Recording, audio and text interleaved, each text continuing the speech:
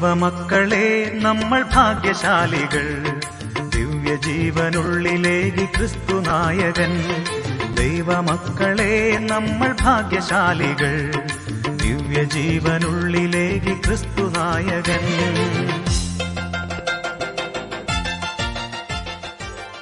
Price the Lord.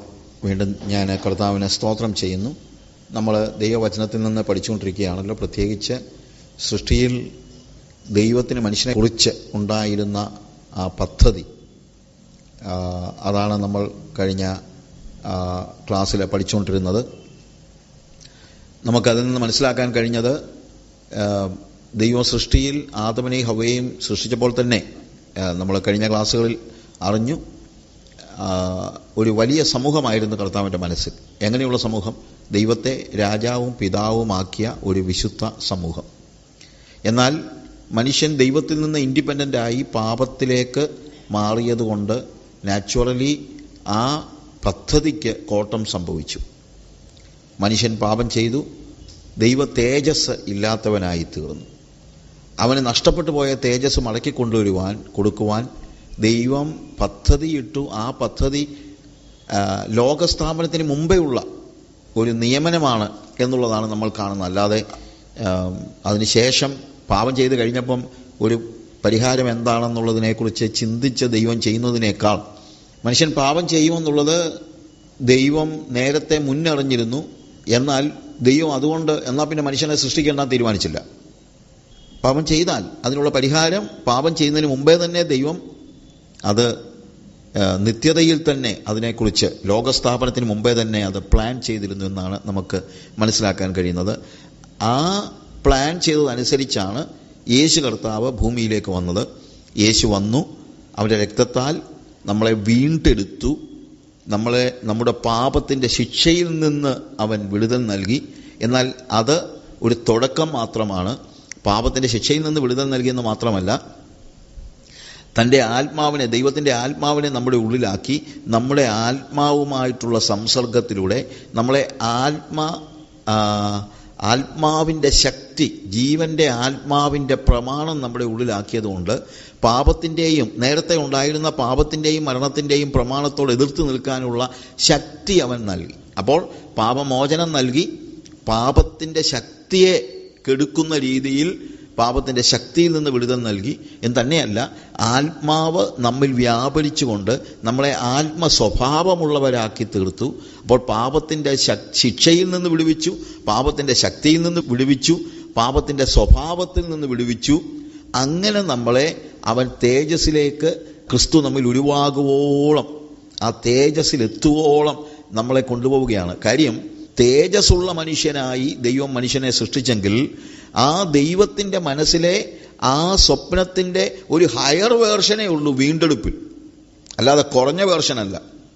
അപ്പോൾ സൃഷ്ടിയിൽ ദൈവത്തിൻ്റെ മനസ്സിലുണ്ടായിരുന്ന മനുഷ്യനെക്കുറിച്ചുള്ള അവൻ്റെ ദൈവത്തിൻ്റെ പദ്ധതി, അത് അതേ അളവിലോ അതിൽ കൂടുതലോ യേശുക്രിസ്തുവിലൂടെയുള്ള വീണ്ടെടുപ്പിലൂടെ നമുക്ക് സാധ്യമായി തീരുന്നു എന്നുള്ളതാണ് നമ്മൾ കണ്ടത്.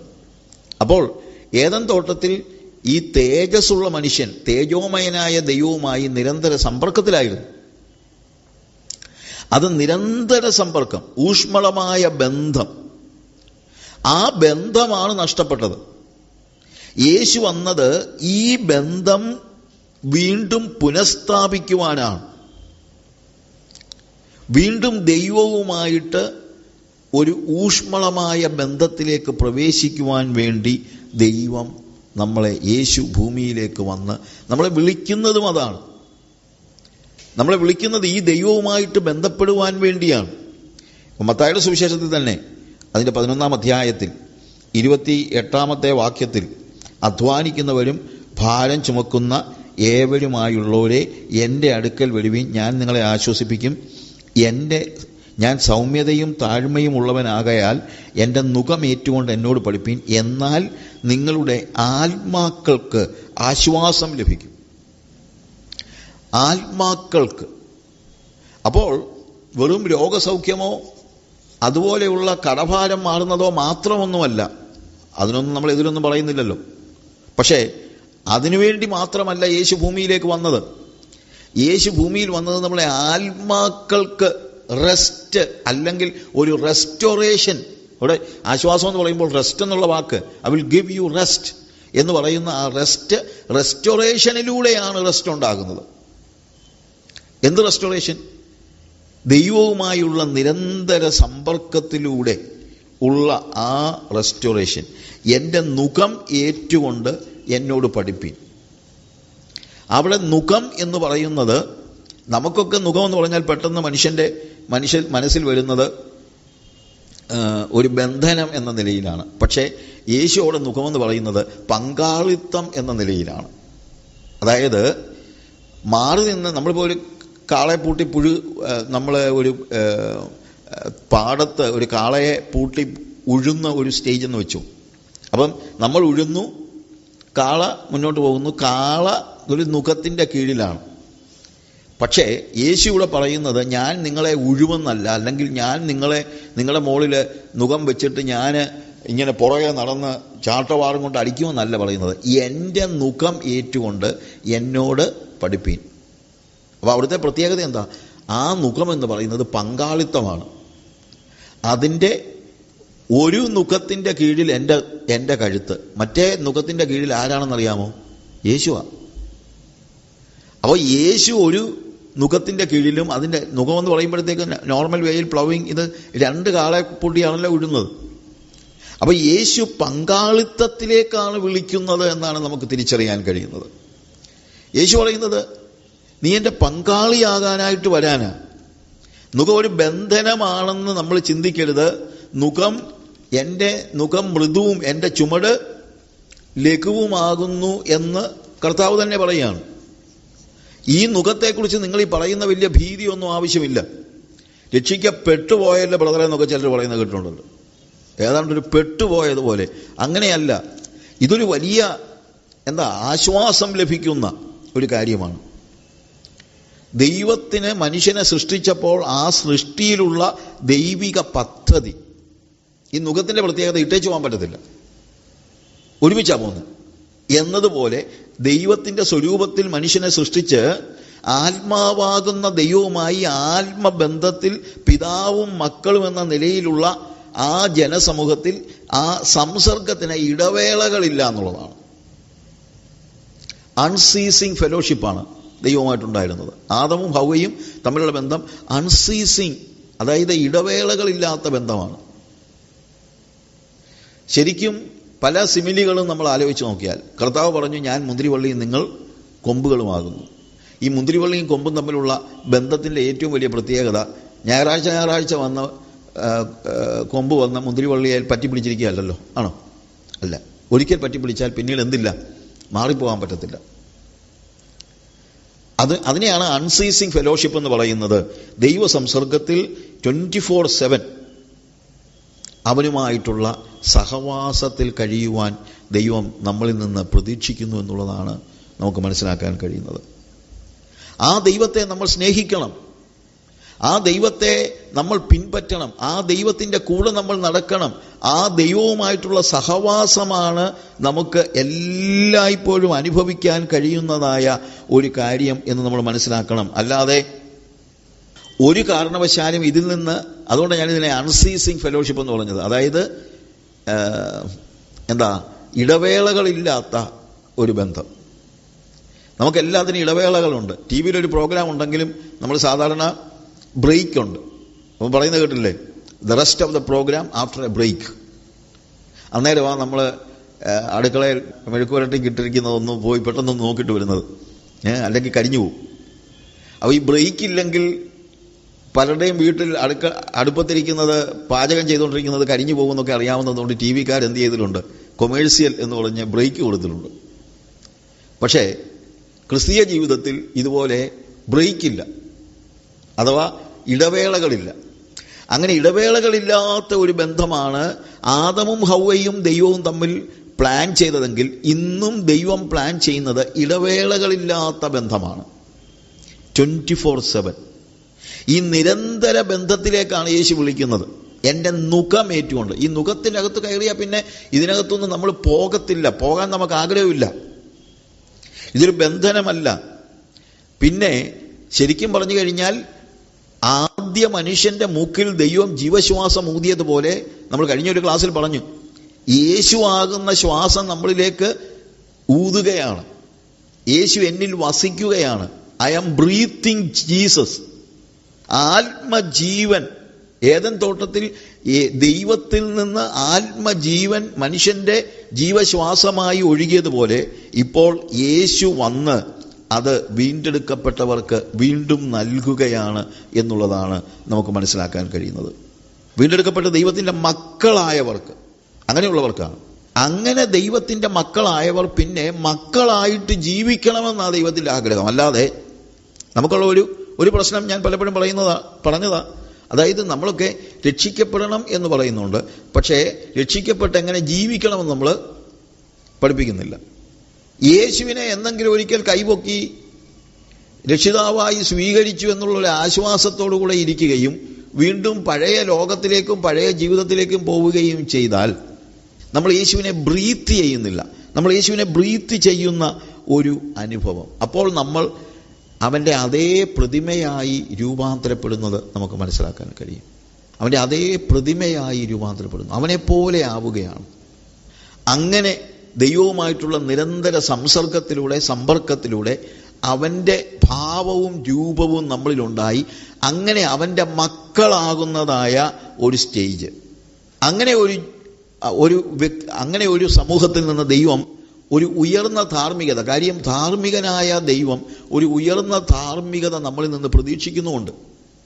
വിശ്വാസികളിൽ നിന്ന് ദൈവം പ്രതീക്ഷിക്കുന്നത്, ഇപ്പം ലേവ്യാപുസ്തകം 20:26 നമ്മൾ കണ്ടത്, ഞാൻ വിശുദ്ധനാകൊണ്ട് നിങ്ങളും വിശുദ്ധരാകുവിൻ. 1 പത്രോസ് 1:14 നമ്മൾ കാണുന്ന കാര്യം അതാണ്. ഒരു ഉയർന്ന ധാർമ്മികത ഒരു വിശ്വാസിയെ സംബന്ധിച്ചിടത്തോളം അവൻ സാധാരണക്കാരനെ പോലെ ജീവിച്ചാൽ പോരാ, അവന് ഒരു ഉയർന്ന ധാർമ്മികത അനിവാര്യമാണെന്നാണ് നമ്മൾ പറയുന്നത്. കാര്യം ഈ മതത്തിൽ പലപ്പോഴും ആളുകൾ ധാർമ്മികത ആവശ്യപ്പെടുന്നില്ല, പകരം ആചാരങ്ങളും, മതത്തിൻ്റെ ഒരു പ്രത്യേകത പലപ്പോഴും ഉണ്ട്, ആചാരങ്ങൾ അനുഷ്ഠിക്കുക, ട്രഡീഷൻസ് ഫോളോ ചെയ്യുക, പിന്നെ പ്രാക്ടീസ് റിച്വൽസ്. അപ്പോൾ അതൊക്കെയാണ് പാരമ്പര്യങ്ങൾ പിന്തുടരുക. പ്രാക്ടീസ് റിച്വൽസ്, ഫോളോ ട്രഡീഷൻസ്, പാരമ്പര്യങ്ങൾ പിന്തുടരുക, പിന്നെ ആചാരങ്ങൾ അനുഷ്ഠിക്കുക. ഇത്രയൊക്കെ ചെയ്താൽ മതം സംതൃപ്തമാകണം. നമ്മുടെ വ്യക്തി ജീവിതത്തിലെയും സാമൂഹിക ജീവിതത്തിലെയും ധാർമ്മികതയെക്കുറിച്ച് പലപ്പോഴും ഒരു മന്ത്രവാദിയുടെ അടുത്ത് നമ്മൾ ചെന്ന് എന്തെങ്കിലും ഒരു കാര്യത്തിന് വേണ്ടി, ഞാനിപ്പോൾ ആഫ്രിക്കയിലൊക്കെ ആകുമ്പോഴത്തേക്ക് ഒത്തിരി മന്ത്രവാദികൾ ഒത്തിരി ഉണ്ട്, അവരുടെ അടുത്ത് ചെന്ന് കഴിഞ്ഞ് നമ്മളൊരു കാര്യം സാധിക്കാൻ വേണ്ടി ചെന്നാൽ, ആരെങ്കിലും ഒരുത്തൻ ചെന്നാൽ അവൻ ഒരിക്കലും ചോദിക്കത്തില്ല നിൻ്റെ അയൽക്കാരനുമായിട്ടുള്ള നിൻ്റെ ബന്ധം എങ്ങനെയാണ്, നിൻ്റെ അമ്മായിയമ്മയുമായിട്ടുള്ള നിൻ്റെ ബന്ധം എങ്ങനെയാണ്, ഇതൊന്നും അവർ ചോദിക്കത്തൊന്നുമില്ല. അവർ പറയുന്നത് നീ ഇന്ന കാര്യങ്ങൾ, നമ്മൾ ഇവിടുത്തെ മന്ത്രവാദികളാണെങ്കിൽ ഒരു കോഴി, 2 ചരുവം പാല്, അല്ലെങ്കിൽ കുറേ അഞ്ജനം, അങ്ങനെ കുറച്ച് കാര്യങ്ങൾ, ഇന്ന പൂവ്, അതെല്ലാം കൂടെ കൊണ്ടുവന്നാൽ മതി. അങ്ങനെയൊക്കെ കൊടുത്താൽ മതി. അല്ലാതെ നമ്മൾ ജീവിതവുമായിട്ട് ബന്ധപ്പെടുത്തി ഒരു കാര്യങ്ങളും അവർ ചോദിക്കുന്നില്ല. അതാണ് റിലീജിയൻ്റെ പ്രത്യേകത. എന്നാൽ യേശുവിനെ സംബന്ധിച്ചിടത്തോളം, അല്ലെങ്കിൽ ആത്മീയതയെ സംബന്ധിച്ചിടത്തോളം, ദൈവം എപ്പോഴും ധാർമ്മികത ആവശ്യപ്പെടുന്നുള്ളതാണ്. നമ്മുടെ ജീവിതത്തിൽ ഒരു ഉയർന്ന ധാർമ്മികത അവൻ ആവശ്യപ്പെടുന്നുണ്ട്. 15-ാം സങ്കീർത്തനം നമ്മൾ വായിക്കുമ്പോൾ അവിടെ നമ്മൾ കാണുന്നതായ ഒരു പ്രത്യേക കാര്യം, യഹോവേ നിന്റെ കൂടാരത്തിൽ ആർ പാർക്കും, നിന്റെ വിശുദ്ധ പർവ്വതത്തിൽ ആർ വസിക്കും. പിന്നെ പറയുന്നതെല്ലാം ധാർമ്മികതയാണ്. നമ്മുടെ ദൈവം മൊറാലിറ്റി സൂക്ഷിക്കുകയും മൊറാലിറ്റി ആവശ്യപ്പെടുകയും ചെയ്യുന്ന ഒരു ദൈവമാണ്. ഒരു ഹയർ മൊറാലിറ്റി നമ്മളിൽ നിന്ന് ദൈവം പ്രതീക്ഷിക്കുന്നുണ്ട്. എന്നിട്ട് പറയുന്നത് എന്താണ്? നീ ആരാണ് നിന്റെ കൂടാരത്തിൽ പാർക്കുന്നത്, ആരാണ് നിന്റെ വിശുദ്ധ പർവ്വതത്തിൽ വസിക്കുന്നത്? നിഷ്കളങ്കനായി നടന്ന നീതി പ്രവർത്തിക്കുകയും ഹൃദയപൂർവ്വം സത്യം സംസാരിക്കുകയും ചെയ്യുന്നവൻ, നാവുകൊണ്ട് കുലള പറയാതെയും തൻ്റെ കൂട്ടുകാരനോട് ദോഷം ചെയ്യാതെയും കൂട്ടുകാരൻ അപമാനം വരുത്താതെയും ഇരിക്കുന്നവൻ, വഷളനെ നിന്ദ്യനായി എണ്ണുകയും യഹോവ ഭക്തന്മാരെ ബഹുമാനിക്കുകയും ചെയ്യുന്നവൻ, സത്യം ചെയ്തിട്ട് ഛേദം വന്നാലും മാറാത്തവൻ, തൻ്റെ ദ്രവ്യം പലിശയ്ക്ക് കൊടുക്കാതെയും കുറ്റമില്ലാത്തവന് വിരോധമായി കൈക്കൂലി വാങ്ങാതെയും ഇരിക്കുന്നവൻ, ഇങ്ങനെ ചെയ്യുന്നവൻ ഒരു നാളും കുലുങ്ങിപ്പോകയില്ല. അപ്പം അടിസ്ഥാനപരമായി ദൈവം നമ്മളിൽ നിന്ന് ഒരു മൊറാലിറ്റി പ്രതീക്ഷിക്കുന്നുണ്ട്. ഇന്നത്തെ ഒരു വലിയൊരു പ്രശ്നമാണ് റിലീജിയനിൽ പണ്ടൊക്കെ ഉണ്ടായിരുന്നു, പക്ഷേ ഇപ്പോൾ റിലീജിയനിൽ അത് ഒരിക്കലുമില്ല. യേശുവിനെ ഒരുവൻ അനുഗമിക്കാൻ ഇച്ഛിച്ചു കഴിഞ്ഞാൽ അവൻ എങ്ങനെ ജീവിക്കണം എന്നുള്ളത് കർത്താവ് നല്ല ക്ലിയർ ആയിട്ട് ഗിരിപ്രഭാഷണത്തിലൂടെ പറഞ്ഞു തന്നിട്ടുണ്ട്.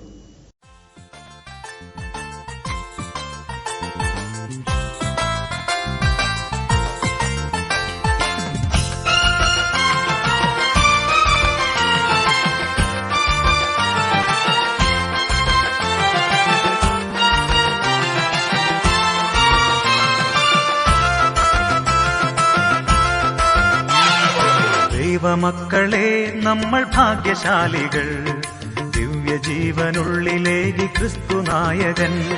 ദൈവമക്കളെ നമ്മൾ ഭാഗ്യശാലികൾ, ദിവ്യജീവനുള്ളിലേകി ക്രിസ്തു നായകൻ.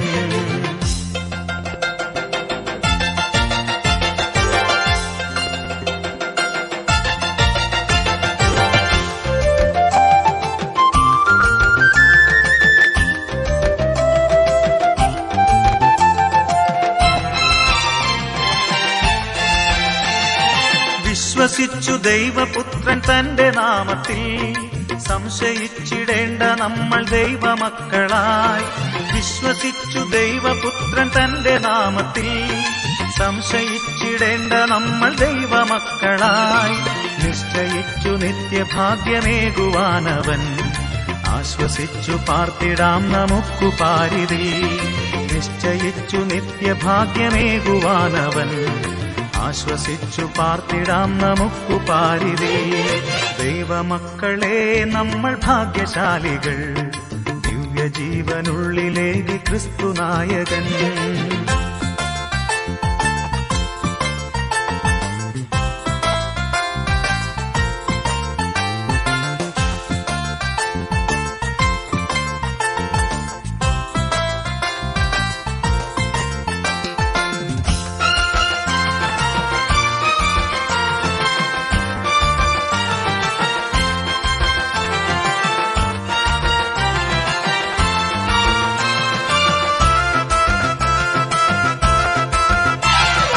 ഭൂമി ഇന്നു ദുഷ്ടനായവന്റെ കൈകളിൽ, നമ്മൾ ഇന്നു ഭ്രഷ്ടരായിടുന്നതാകയാൽ.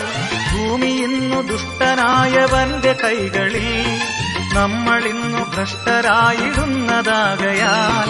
സൗമ്യമായി കാത്തിരിക്ക ദൈവപുത്രനെ, ഭൂമി വാണടക്കിടുന്ന നാളടുത്തുക. സൗമ്യമായി കാത്തിരിക്ക ദൈവപുത്രനെ, ഭൂമി വാണടക്കിടുന്ന നാളടുത്തുക. ദൈവമക്കളെ നമ്മൾ ഭാഗ്യശാലികൾ, ദിവ്യജീവനുള്ളിലേകി ക്രിസ്തു നായകൻ.